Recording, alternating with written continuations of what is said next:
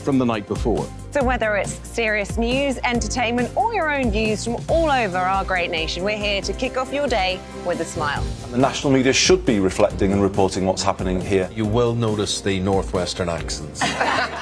Whether you're with us on TV, radio, or online, every morning, it's breakfast from 6 a.m. Hope you can join us.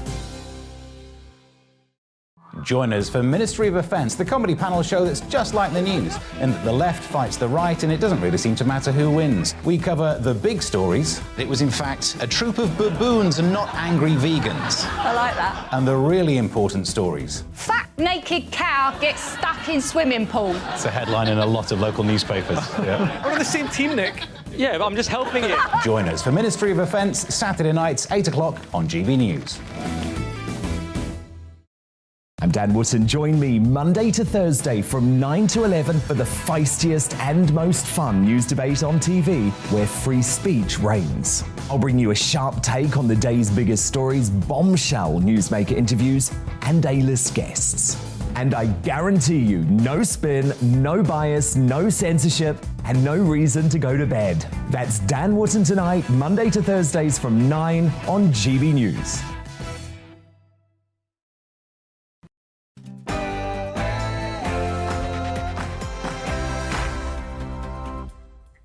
I'm Mark Dolan, and it's time for Headliners, a first look at tomorrow's papers.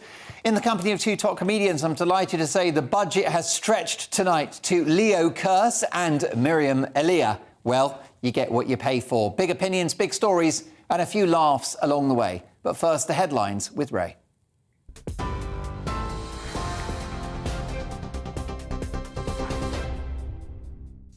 Thanks, Mark. Here's the latest from the GB newsroom. Campaign groups say they'll keep fighting after losing a High Court bid to stop the government from flying migrants to Rwanda. It comes after a judge denied legal challenges, with lawyers arguing that the plans were not safe. The Prime Minister, Boris Johnson, welcomed the decision, saying it would help to break the business model of ruthless people traffickers. Around 31 migrants are now due on the first flight next Tuesday. However, the judge has granted permission to appeal. That could be heard as early as Monday. James Nichol, a trustee for Care for Calais, has called it a brutal policy. These are people who come in who are from war-torn countries, who are already traumatised. It simply adds to the agony and causes more trauma. It is an absolute scandal. Ukraine's foreign minister says they will work with Britain to ensure the release of two British men sentenced to death in the separatist region of Donetsk. Aidan Aslin and Sean Pinner were found guilty of mercenary activities by a court there. Foreign Secretary Liz Truss described the verdict as a sham. Boris Johnson has ordered ministers to do everything in their power to bring them home. Deputy Director for Research at Amnesty International, Denis Krivoshev, says Russia must respect the men's rights. This is not a trial. There should be no decision which is called death penalty, which it isn't.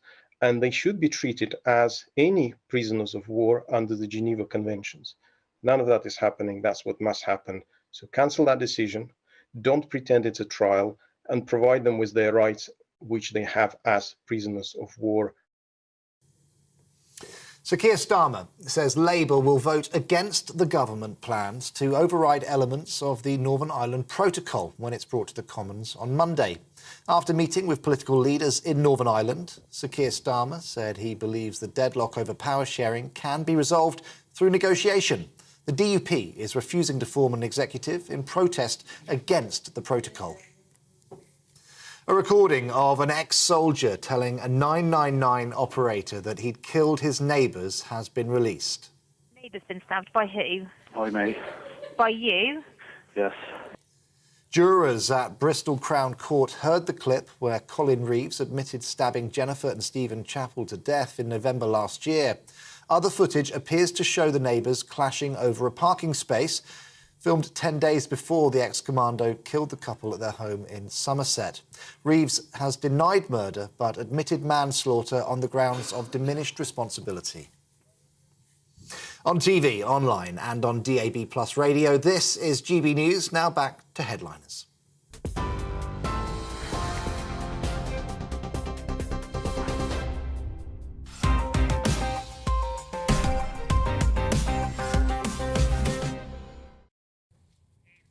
I'm Mark Dolan and welcome to Headliners, a first look at tomorrow's papers in the company of two top comedians. This evening, Miriam Elia and Leo Kearse. Great to have both of you with us. Let's kick off with a look at tomorrow's front pages.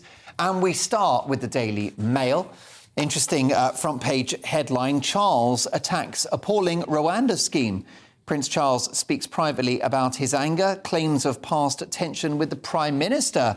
And judge rules that the migrant plane can fly. All of these stories will be addressed by Leo and Miriam very shortly. The Telegraph next. PM's plan to grow for Britain. Farmers urged to put more resources into fruit and vegetables to help ease the cost of living and the food threat from the Ukraine war. Boris Johnson there photographed patting a cow, which I guess is the political equivalent of kissing a baby. Next up, The Guardian. PM's food strategy, a huge missed opportunity. No mention of sugar tax or plans to reduce meat and dairy in leaked paper. FT, Johnson snubs food shake-up in bid to keep right-wingers on side. And the highest US inflation in 4 decades piles pressure on the Fed to tighten hard when it comes to US monetary policy. The Times next. Charles, flying migrants to Rwanda is appalling. The Prince speaks out before the Commonwealth Summit. Judge rules that first deportations can go ahead, preventing, I suspect, a constitutional crisis. The Daily Express, rush for last-minute staycation bookings as flight misery hots up. Let's stay home. Surge in UK holidays as travel chaos bites. Last but not least, The Star. Britney Spears' ex-hubby crashes singer's big day. Britney Spears married Sam Asghari in a star-studded bash that was gate-crashed by her first husband, Jason Alexander. The wedding sinner is the headline. Not a good look from her ex. And those are your front pages.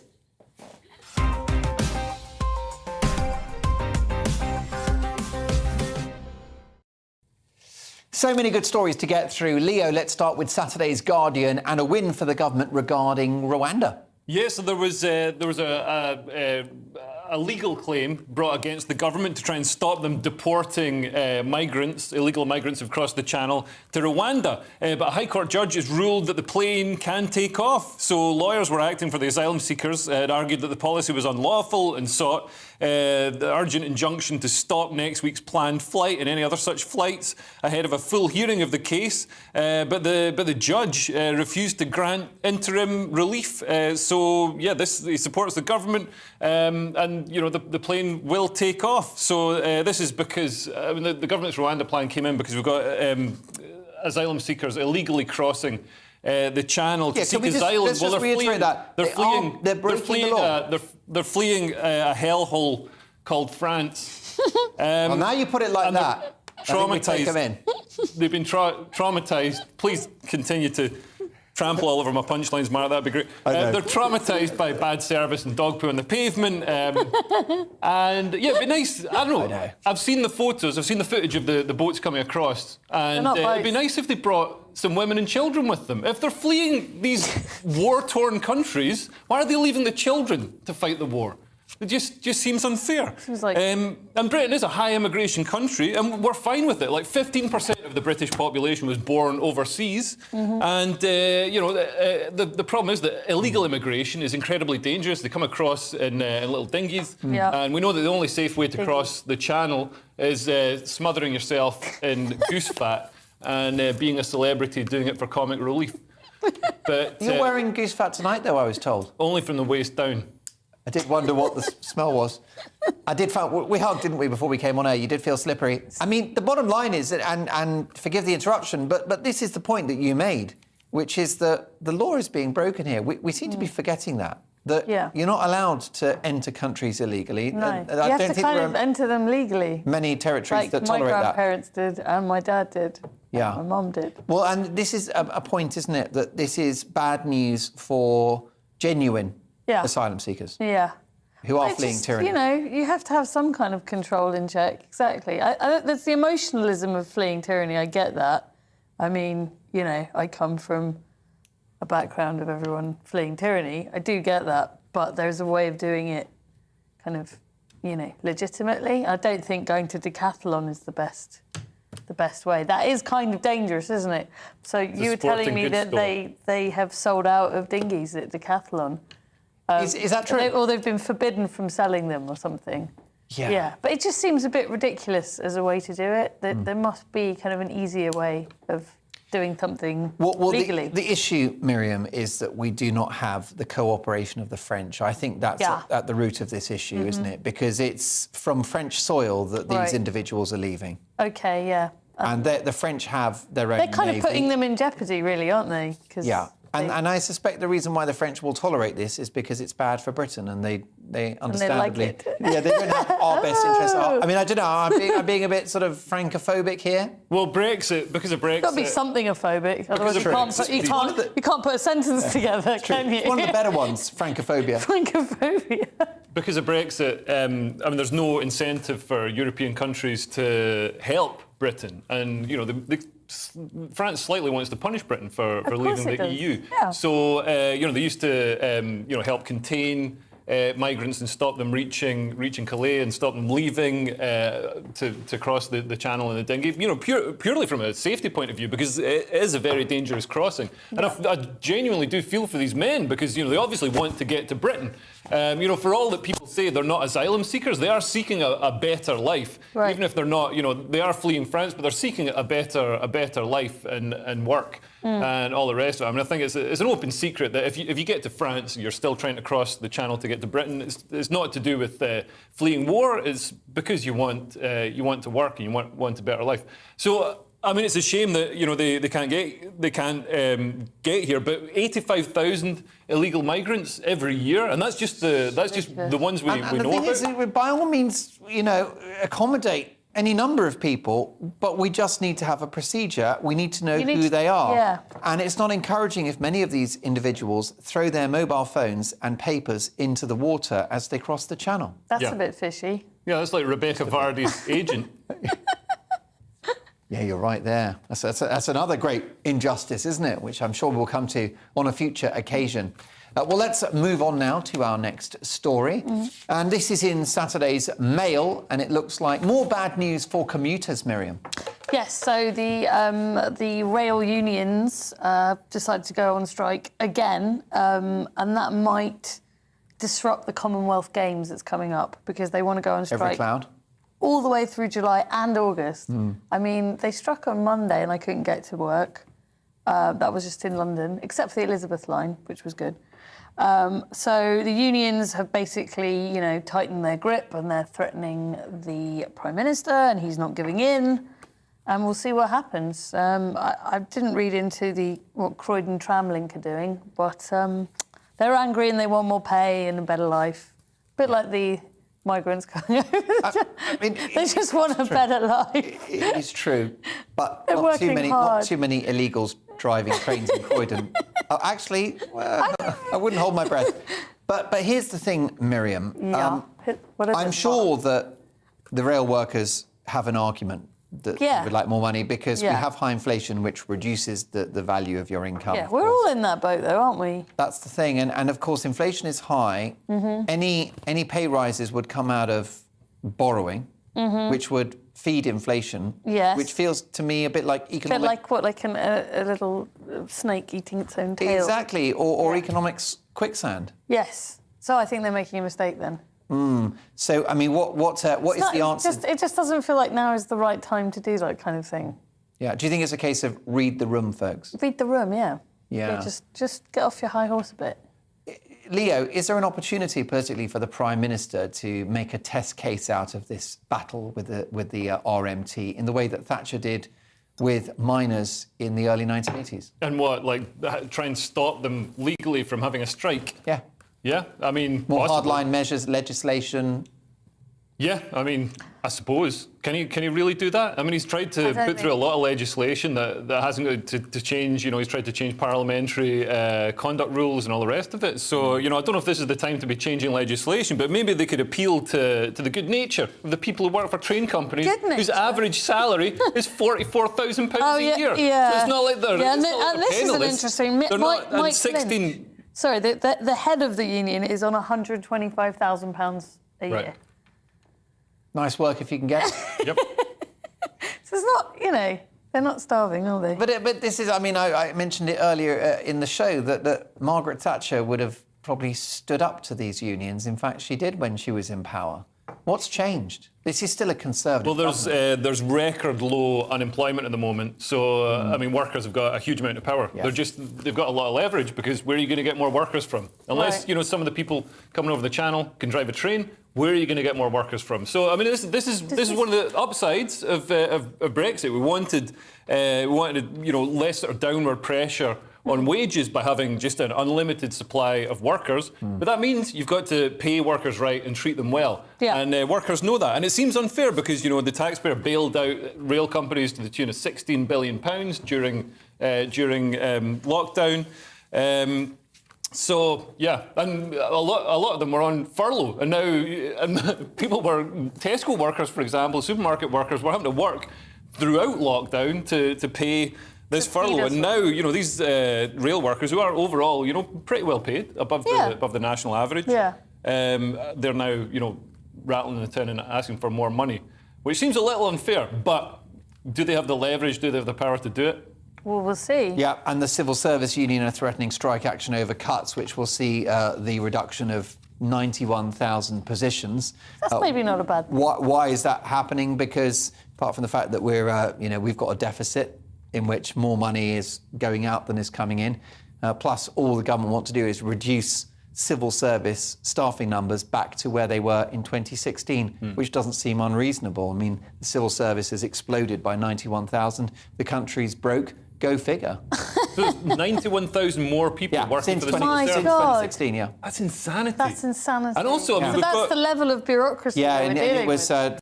the twin factors of Brexit and the pandemic. And also we've got people in the public purse. So the lawyers, for example, for the people crossing the channel, are paid by the public purse. They're paid. A lot of councils fund those lawyers. Are we heading, Leo, for a summer of discontent? Don't know. It seems quite nice. It's not just a summer; it's just been years of discontent. So it'll be like the winter discontent, but we'll sort of be wearing t-shirts. How can you be discontented when it's sunny? Yeah. I mean, I can understand if there's like rubbish piling up in the streets, although I guess it'd smell worse in the summer. Yeah. Go off quicker. And also, I mean, things were terrible in the 70s. I mean, the economy was shot to pieces, but music was better and comedy was funnier, wasn't it? Yeah, but for every cloud, there's a silver lining. Was music better? Was comedy funnier? People have this rose-tinted view of the old days, but I remember the 80s. TV was terrible. There was like one good show a week, and it was fronted by a paedophile. So, things weren't perfect. Yeah, now you put it like that.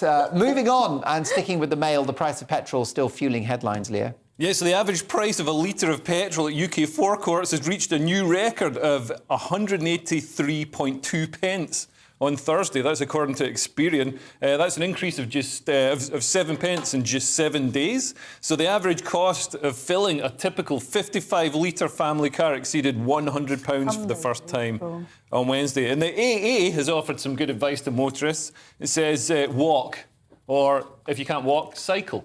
How dare they? Yeah, and also Leo, them and getting called Get a job, walk, cycle, cook your own dinner. It makes sense. It just kind of fits with the whole green thing, though, doesn't it? It's not a great surprise. Well, the green agenda. Well, tell me, what do you think's going on? The green agenda. It's like all of these things are happening, but these were predicted months ago, and it was just like obviously they don't want everyone driving anymore and polluting the world, so petrol has to become more expensive. So you think queues at airports, expensive petrol. They don't want us going on holiday. They don't want us driving cars. They don't want that anymore. So these are all excuses as to why things are the way they are. So you think that petrol prices may stay high? Yeah. Will there be a revolt at some point? Yeah. Because I don't know how working people can manage this. Well, they don't care because the environment is more important. So that's the ethos driving it, I would say. Yeah. Maybe. Well, we've obviously, as you probably know, changed the terms of your employment, and you'll be paid in jerry cans of diesel tonight. I hired a bicycle and today. white flour. Is that right? I did for the first time. Look at you. You've gone woke. Oh, I've gone woke. Miriam Elliott has gone woke. Avocados for breakfast. Who knew? Moving on to Saturday's Independent and a familiar tale of porn and Parliament, Miriam. Oh, my God, this is so shocking. So, Parliament has blocked disclosure of MPs' porn sites visits on national security grounds. So it's come to pass that, OK, in 2013, just brace yourself, right? Go for it. How many times did politicians try to access porn sites from Parliament in 2013?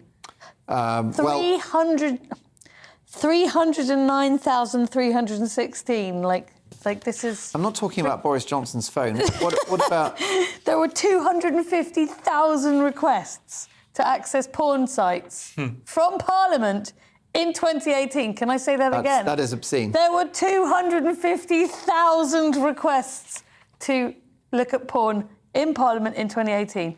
I mean, so a couple of weeks back... It's fallen in 2018. It's back, yeah, it was in 2018, it's gone down to 24,000, but that's still ridiculous. That's still absolutely off the scuff. A, it's a workplace, that's disturbing. Yes. And B, elected representatives. What are they doing? Yeah. What is that place? A den of iniquity? May I go a bit woke myself? Go for it. And hypothetically suggest to you, Miriam, that if you were in Parliament as a female, you wouldn't want to go into a meeting in a select committee with male politicians that have been watching pornography. Because it just might impact their attitude to you as a woman. I just don't understand why that's happening in an institution that is running the country, why people are doing that. It's a high-stress occupation. Do you think that's why it is? That's is why. It some kind of a release? It's a release. Or it's some kind of weird sex cult, I don't know. Or is there something about the presence of Jacob Rees-Mogg and Wes Streeting that just makes you want to go online and knock one out? That's it. I'm not going to lie, it does it for me. Just saying Rees-Mogg and Streeting, that presses buttons, I've got to say. It does it? In all seriousness, Leo, does this reflect an epidemic of pornography consumption in modern society?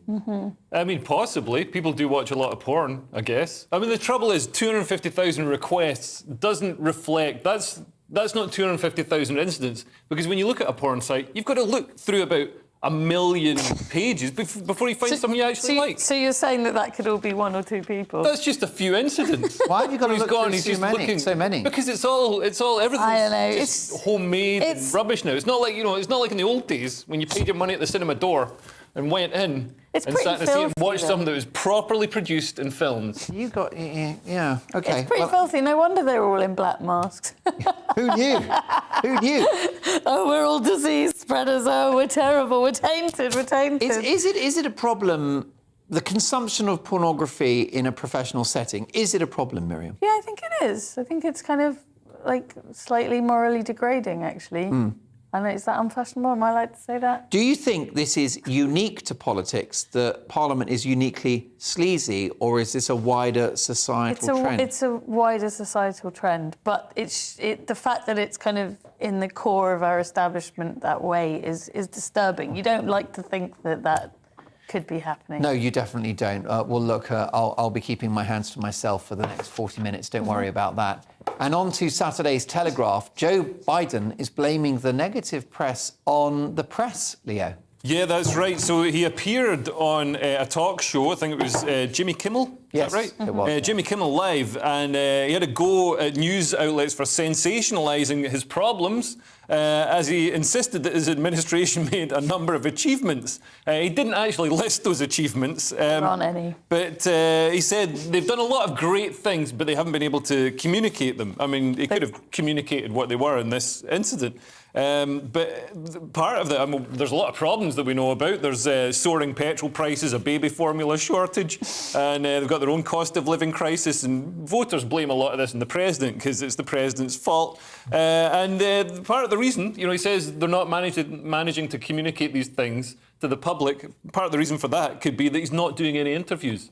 So he's done 23 interviews since he took office. At the same point, Barack Obama had given 187 interviews and Donald Trump had done 95 interviews. But have you ever seen Joe Biden give an interview? Yeah, it's not great. It's like a senile man. Yeah, because that's what it is. He doesn't... So he's just destroying the country.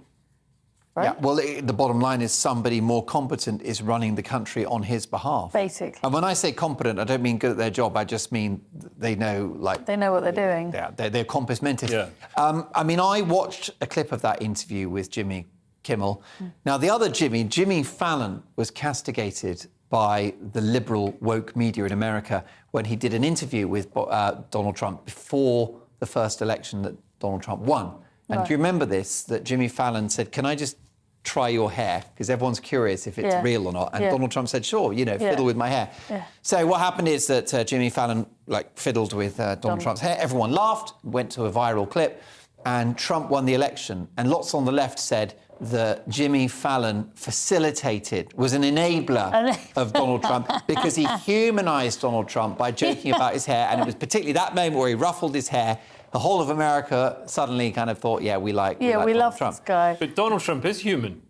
I think a lot of people knew he's already human and not an antelope. No, but I guess it made him more likeable, and therefore the left were furious with Fallon for doing this, even though, ironically, Fallon's a lefty himself. Right. I would put it now, in terms of Jimmy Kimmel, I think Jimmy Kimmel has been an enabler of an inept and senile president with this interview because he was so sycophantic. He didn't ask him any hard questions at all. And at one point, Joe Biden went through a sentence which didn't have a conclusion. And all Kimmel could say was, "It's fantastic. What you just said is so fantastic." It's a sycophant. Yeah. I wonder how much he gets paid for that. About $10 million a year. Just tell me I'm wonderful. And two jerry cans of diesel. Yeah, I think they're all... But I mean, look, just briefly, Leo, this is an example of how left-wing mainstream media is in America. Yeah, although, I mean, to be fair, apparently Joe Biden came across well on the show. He was getting laughs. Yeah, but it was like the world's doing softest interview. No, and they said they pushed him on, challenged him on gun control, abortion, and why the White House's messaging isn't getting through to normal people. So yeah, I mean, it wasn't just a loving by any means. Yeah, but don't you think Donald Trump would have got a harder time from Jimmy Kimmel than old Biden did? Yeah, absolutely. And Donald Trump would have done better. But Donald Trump is first and foremost a TV star. He's not, he's like a Ronald Reagan. Wow, quite a comparison. Well, that is the end of part one. Lots more coming up after the break, including tax scams, randy Neanderthals, and a 4-day working week. See you shortly.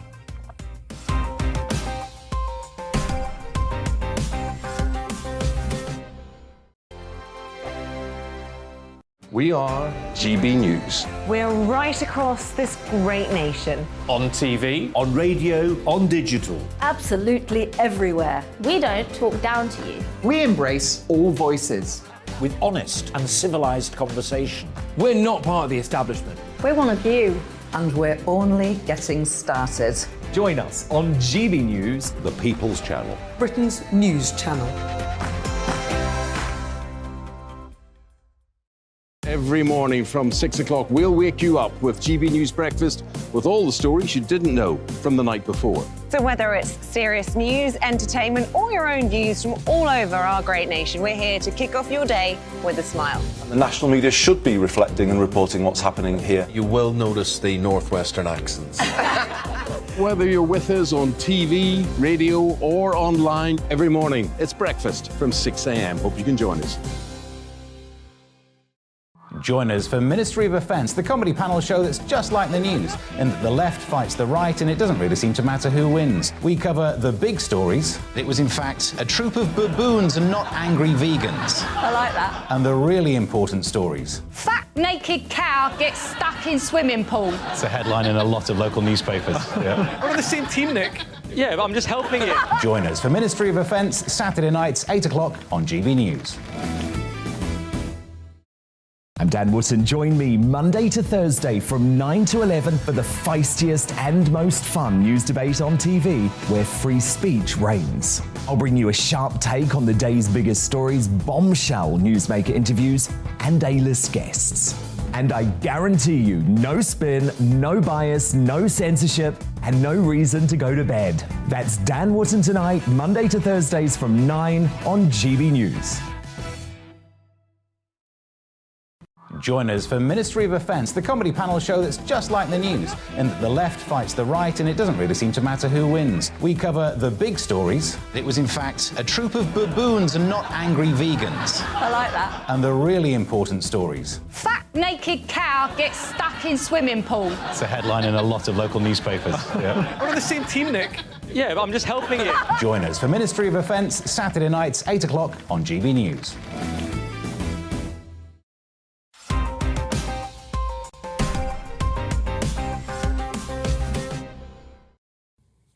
Welcome back to Headliners with me, Mark Dolan. A first look at tomorrow's papers tonight in the company of the brilliant comedians Miriam Elia and Leo Kearse.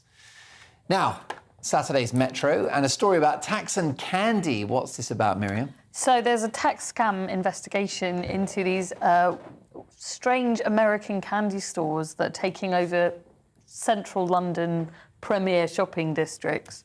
And they are basically not paying any taxes or business rates. They owe about 5.4 million, and they're really, really tacky. So really, it's about a war on tackiness. And without wanting to sound like a nanny state advocate, they are selling really, really unhealthy food, aren't they? They really are. Because it's terrible. imported American sweets. American sweets are even worse than ours, aren't they? Yeah, they're just... I think apparently they found loads of counterfeit goods as well and fake brands and just... Yeah, and things like high fructose corn syrup rather than sugar. But what's really sad... I don't think the story is that sweet shops sell unhealthy food. I mean, that's no big surprise. But they're taking over things like the old HMV on Oxford Street, which was fabulous. Like, all these iconic buildings are becoming... It's a bit like the corpse of the industry, of the economy, you know, like the lockdown came and everything died, and now the weird disease that's growing on the corpse is a candy shop. Yeah, it's not exactly progress, is it? Like, It doesn't feel like progress with No. you know, after 2 years of a pandemic where we learnt that being overweight and unhealthy is very, very bad for you, that we just see a preponderance of fast food outlets and now these sweet shops. Yeah, there's been fast food for decades. I think in 100 years' time, people will be nostalgic. They'll be talking about, we used to have these American candy shops. I mean, they'll be saying it in Chinese, because we'll all be speaking Chinese by then. But yeah, I always wondered how, I mean, there's an actual, the issue is that these shops are getting set up as a tax dodge. So the building doesn't want to pay business rates. So it gets one of these shops in, and then they don't need to pay, they get like a cut in the business rates because it's not empty or something. I don't know how it works. And then the shop itself doesn't pay business rates. So the building doesn't have to pay empty building tax, and then they get the shop in, and the shop folds after a year, doesn't pay its business rates, and nobody pays any money. And some people buy some M&Ms for about £8 for a little packet. So it's not they don't really sell many sweets at all. No, it's a scam. And they used to do this in, when I worked for the police, they were doing this in south of London with, I think, nail salons. Because I noticed there was like every second shop was a nail salon, but it was money laundering for drug gangs. Really? Blimey. So, yeah, I mean, this is something different. This is a tax and dodge. nails for drug gangs. Yeah, I guess nails would be handy for drugs. Well, in that case, this was a complete waste of money. Who knew? Well, moving on now to Saturday's Mail and a story about a randy Neanderthal that's apparently behind many COVID deaths. Yeah, don't worry, he's not on the loose in Wolverhampton. So this is from ages ago. So a single Neanderthal, maybe to blame for transmitting a genetic quirk. To up to a million people who died from COVID last year. So around 6.3 million people have died from coronavirus so far, and a huge number of them, up to a million of them, lost their lives because they have a relatively common genetic quirk which makes the lungs more susceptible to infection. And this has been traced back, this genetic quirk that caused these people to die has been traced all the way back to one woman who had sex with a Neanderthal. So she's a human. She's a Homo sapiens, are we? I think we're Homo sapiens. And, well, I'm not sure about all of this. But, yeah, she was a Homo sapiens, but You're more Homo erotica, I think. Yeah. she saw Neanderthal and she thought, I'll have a bit of that. So it's all the women's fault, really, not the Neanderthal. 100% of women's fault. Can I be honest with you? There are sort of female Neanderthals as well, aren't there? I mean, Mrs. Dolan has a heavy brow. Right. Well, some of us have up She's got a strong jaw as well. Some of us have up to 5% Neanderthal DNA. Have you taken one of those? Mrs. Dolan's on about 80%. I've got a low brow as well. But apparently Neanderthals weren't the idiots, you know, the thugs. No. Apparently we're the more violent. That's Neanderthalphobia. Yeah, we're the more... And they were obviously, they must have been pretty hot as well by the sounds of it, I Miriam. think, they were hairy and Mediterranean looking and... Like Tom Jones. Like Tom Jones. They like gold, they had a lot of gold. Yeah. I don't know. Perhaps Tom Jones is, in a good way, an unevolved man. An unevolved man. Yeah, absolutely. But anyway, so we can blame COVID on that then and move on from it. Would you No, you invite a Neanderthal into your into your lair? No. If I'm she shaved. Neanderthalophobic. Leo? If she shaved. If they were here legally? I think But, I'm a partly. Neanderthal woman would have a hard time keeping up with modern beauty standards, with all the waxing and True. the eyebrow tinting. We'd start something new. Yeah. And off to Harley Street to shave down that brow. Yeah. Didn't work for Mrs. Dolan, but look, nobody's perfect.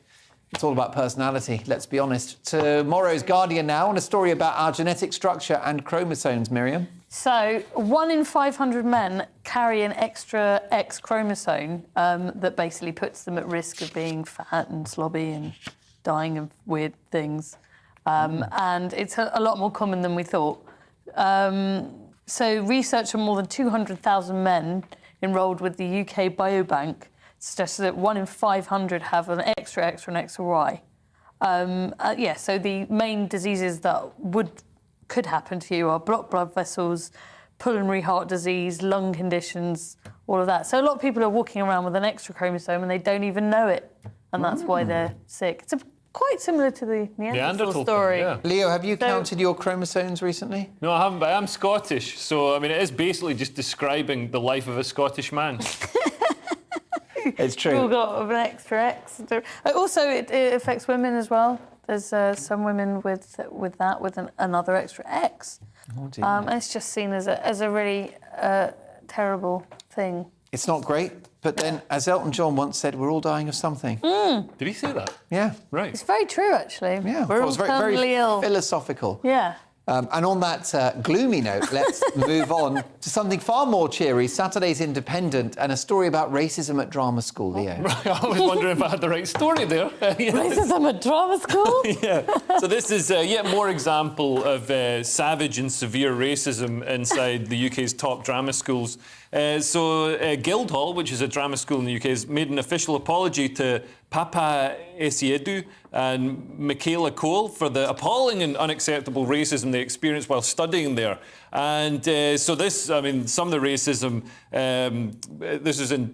this was revealed in an interview in 2020. So they were doing a makeup class where a white teacher didn't know how to paint bruises dark enough to show up on a black person's skin. Which doesn't sound that racist, but the other incident was pretty shocking. So they were doing a sort of role-playing game where there were prisoners, and the teacher was the officer, and she called him the N-word, which Not good. Yeah, that's even in 1980, people surely knew that you can't do that. His excuse was, "Oh look, I was in the role. You know, we're playing the people." Yeah. But no, you're So if in a someone was classroom. playing a Nazi and I was playing a Jew and I was an actor and they were an actor and they went Jordan Ross, would they would be anti-Semitic then? No. No, there's a differentiation between art and life. If you're playing an evil character, you have to do evil things. But this wasn't in a film. They weren't following a script. This was an improvised class, and this is in a learning environment. This is in a school, in a deeply racist school called Guildhall Drama School, which should be closed down. I mean, look, it's not great what happened, is it? But, I mean, we're living now, aren't we, in a sea of apologies. We're apologising for everything. I feel like it's more of a kind of, they want to apologise. It's a kind of power trip in a really strange way to admit that you're racist. So it's a virtue signal again? Yeah, so there's two power plays going on. There's the students having a power play because then they get the apology and they get to be, respected. And then there's the real one is the institution, which is kind of, it's a bit of a religious thing, isn't it? Like to kind of, castigate yourself and say, oh yes, I am, and we're awful, we're all racist. And they need to find the story to sort of fit that apology. So this kind of gives them the... That was quite well acted, by the way. Oh, well, Did you go to Guildhall? No, I didn't go to Guildhall. I don't. Too I think anti-Semitic. it's probably too anti-Semitic. No, they love that stuff there. At Guildhall Drama School, they love racism. They love it, don't they? I don't think they do. I think this is all a pantomime. No, they do. They used the N-word, and they didn't have the Am I right allowed makeup brushes for... Sorry? They didn't have the right makeup brushes for black people or something. See, again, that to me is an inept makeup artist. It's not an active... I think it's a racist one.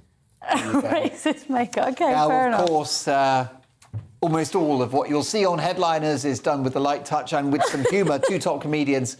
And I'm happy to confirm that the Guildhall Drama School are not racist and don't believe it to be a good thing. They just said they're racist. They admitted that they're racist. Well, they're not racist now.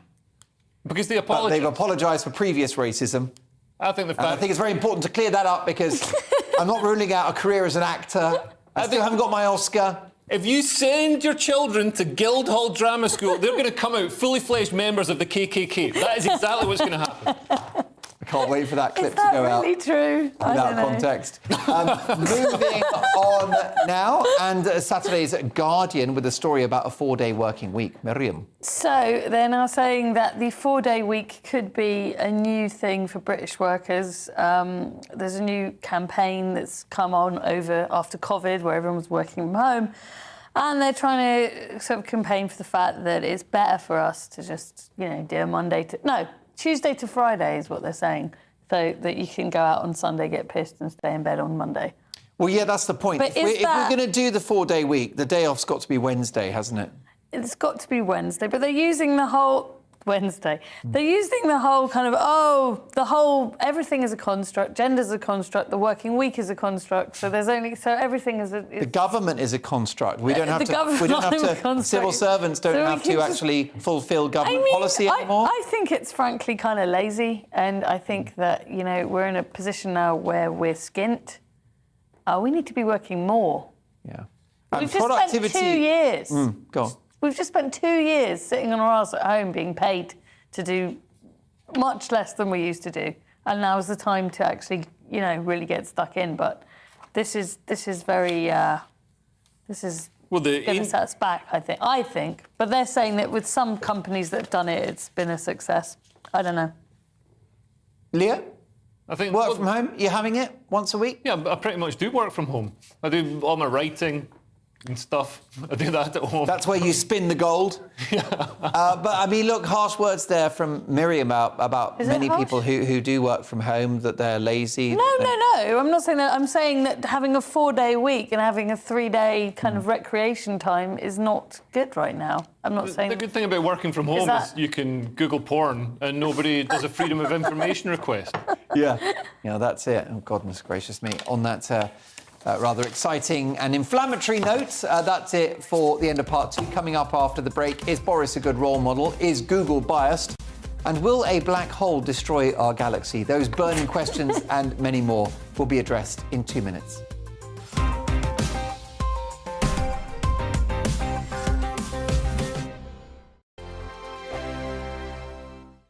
We are GB News. We're right across this great nation. On TV, on radio, on digital. Absolutely everywhere. We don't talk down to you. We embrace all voices.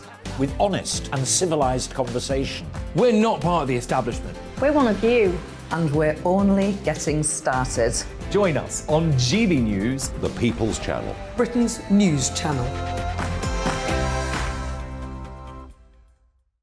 Every morning from 6 o'clock, we'll wake you up with GB News Breakfast with all the stories you didn't know from the night before. So whether it's serious news, entertainment, or your own views from all over our great nation, we're here to kick off your day with a smile. The national media should be reflecting and reporting what's happening here. You will notice the northwestern accents. Whether you're with us on TV, radio, or online, every morning, it's breakfast from 6 a.m. Hope you can join us. Join us for Ministry of Defence, the comedy panel show that's just like the news, in that the left fights the right and it doesn't really seem to matter who wins. We cover the big stories. It was in fact a troop of baboons and not angry vegans. I like that. And the really important stories. Fat naked cow gets stuck in swimming pool. It's a headline in a lot of local newspapers. Yeah. We're on the same team, Nick. Yeah, but I'm just helping you. Join us for Ministry of Defence, Saturday nights, 8 o'clock on GB News. I'm Dan Wotton. Join me Monday to Thursday from 9 to 11 for the feistiest and most fun news debate on TV, where free speech reigns. I'll bring you a sharp take on the day's biggest stories, bombshell newsmaker interviews, and A-list guests. And I guarantee you, no spin, no bias, no censorship, and no reason to go to bed. That's Dan Wootton Tonight, Monday to Thursdays from 9 on GB News.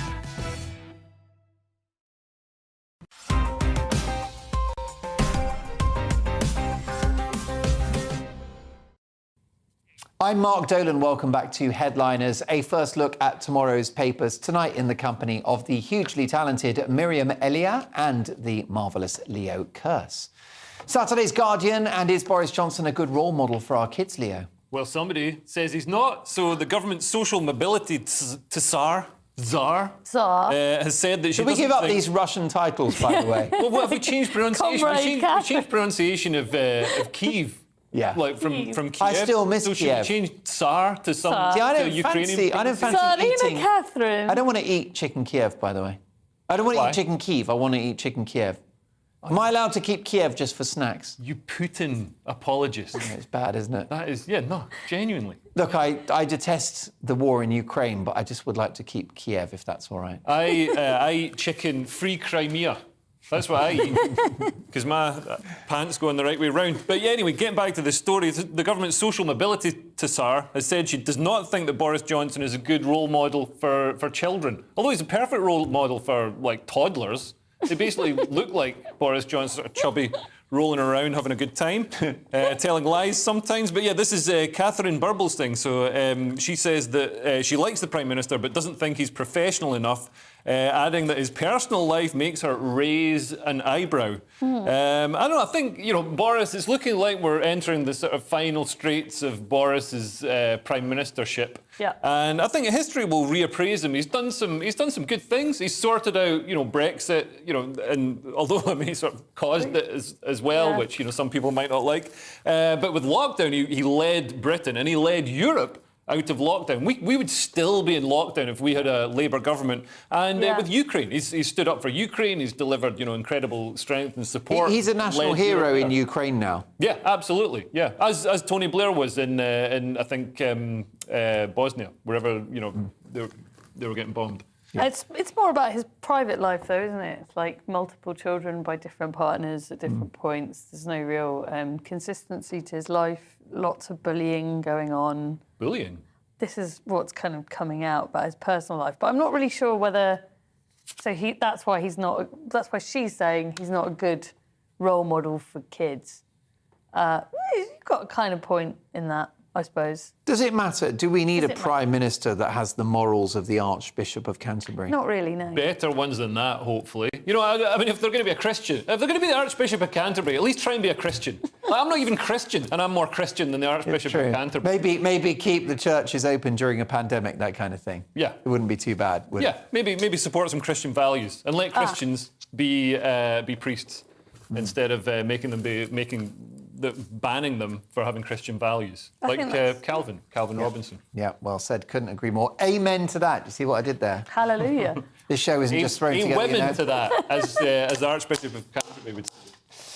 Saturday's Mail next. And are our search engines secretly biased, Miriam? Well, is Google biased to the left? So this came out in the Daily Mail.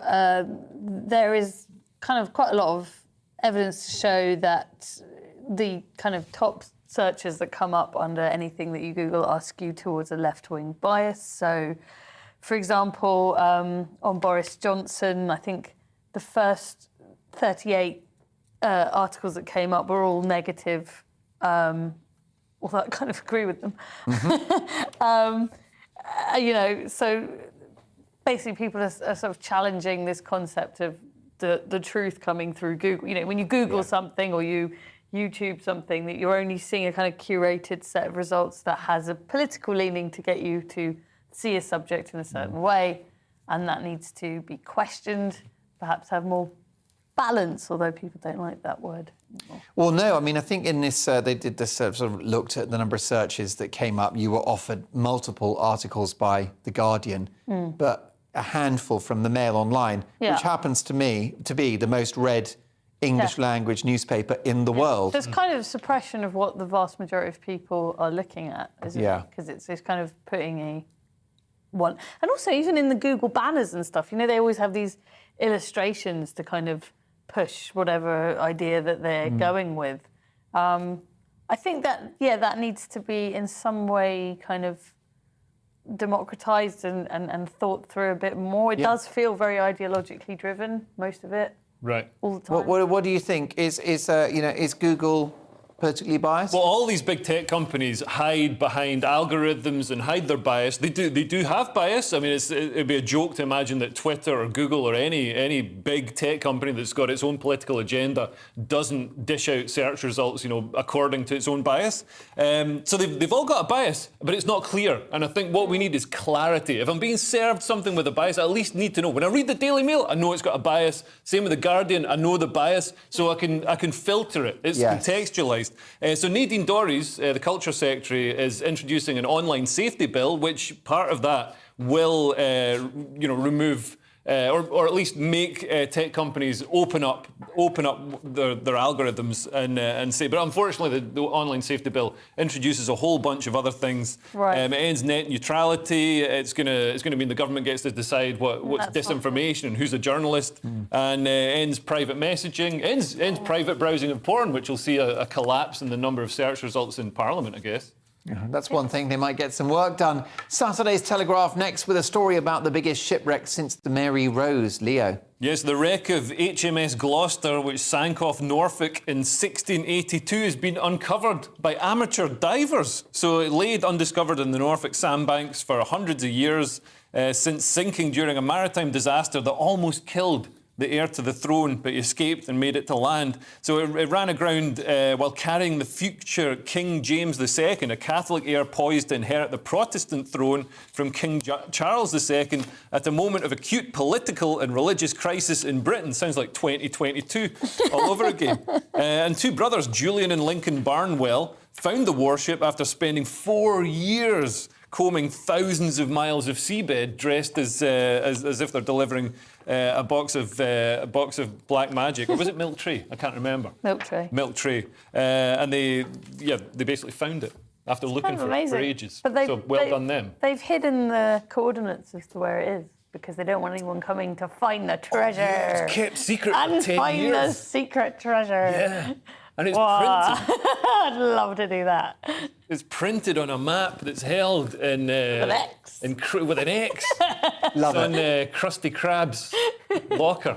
I saw it on an episode of SpongeBob. But yeah, that's amazing. So they wanted to, make sure the government or museums or archaeologists could get all the stuff. So they kept it secret. Okay. Captain Pugwash, eat your heart out. I'd be there on a dinghy. There you're talking. That brings several stories together. I guess there's some spare ones. Yeah. Probably some spare ones on the beach at Dover. Start a business refurbishing them. Do it. And throw in a Neanderthal man and knock yourself out.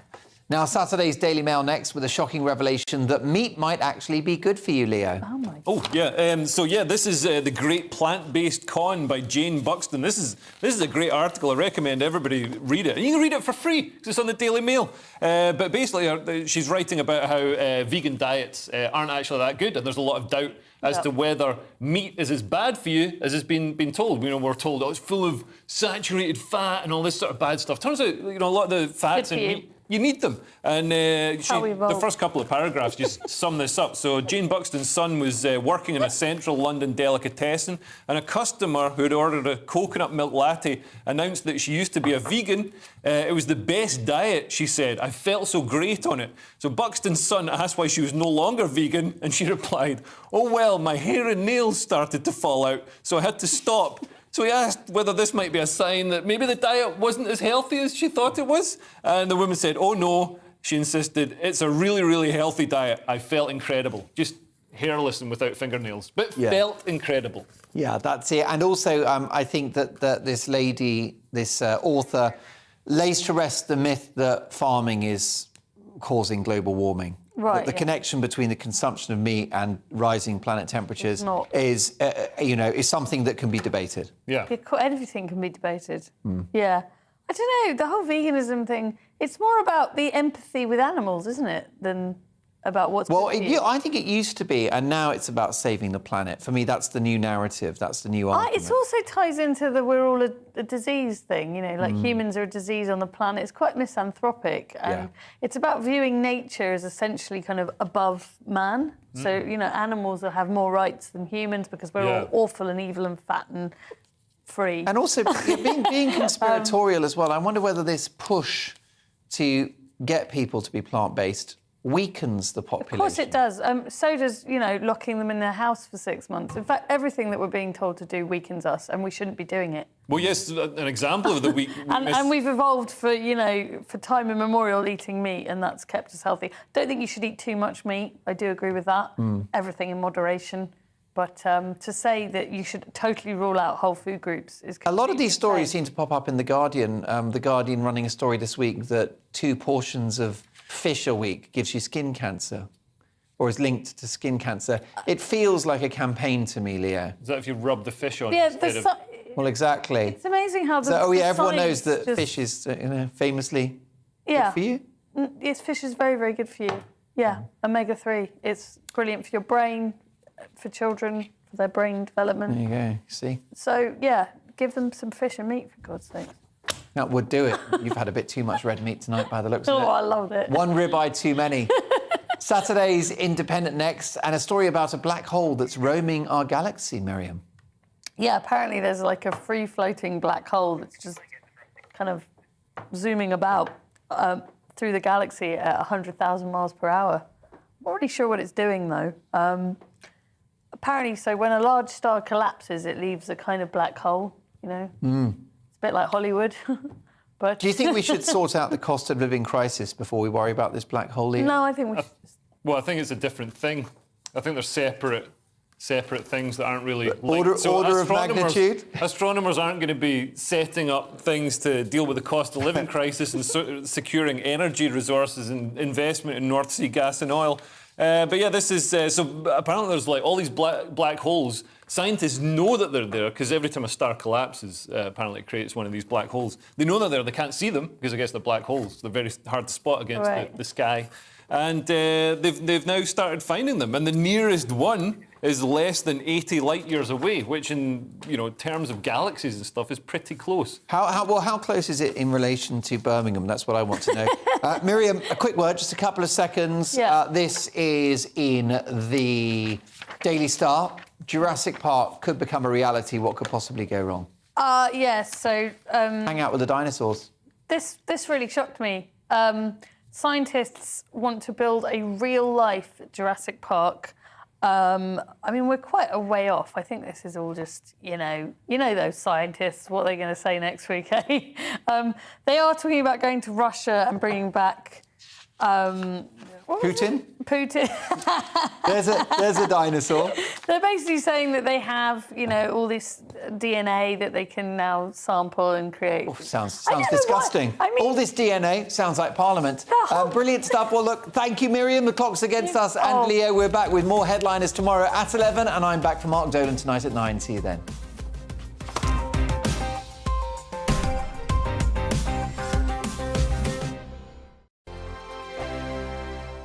I'm Dan Wootton. Join me Monday to Thursday from 9 to 11 for the feistiest and most fun news debate on TV, where free speech reigns. I'll bring you a sharp take on the day's biggest stories, bombshell newsmaker interviews, and A-list guests. And I guarantee you, no spin, no bias, no censorship, and no reason to go to bed. That's Dan Wootton tonight, Monday to Thursdays from 9 on GB News.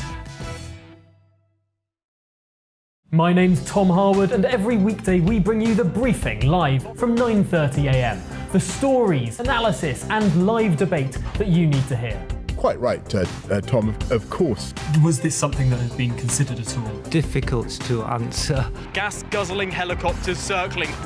Noise is being made here. Joe Biden walking out. Thank you very much for joining us. Don't miss it. The Briefing with me, Tom Harwood, Monday to Friday, 9:30 a.m. on GB News. We are GB News. We're right across this great nation. On TV, on radio, on digital. Absolutely everywhere. We don't talk down to you. We embrace all voices. with honest and civilised conversation. We're not part of the establishment. We're one of you. And we're only getting started. Join us on GB News, the People's Channel. Britain's news channel. Every morning from 6 o'clock, we'll wake you up with GB News Breakfast with all the stories you didn't know from the night before. So whether it's serious news, entertainment, or your own views from all over our great nation, we're here to kick off your day with a smile. And the national media should be reflecting and reporting what's happening here. You will notice the northwestern accents. Whether you're with us on TV, radio, or online, every morning, it's breakfast from 6 a.m. Hope you can join us. Join us for Ministry of Defence, the comedy panel show that's just like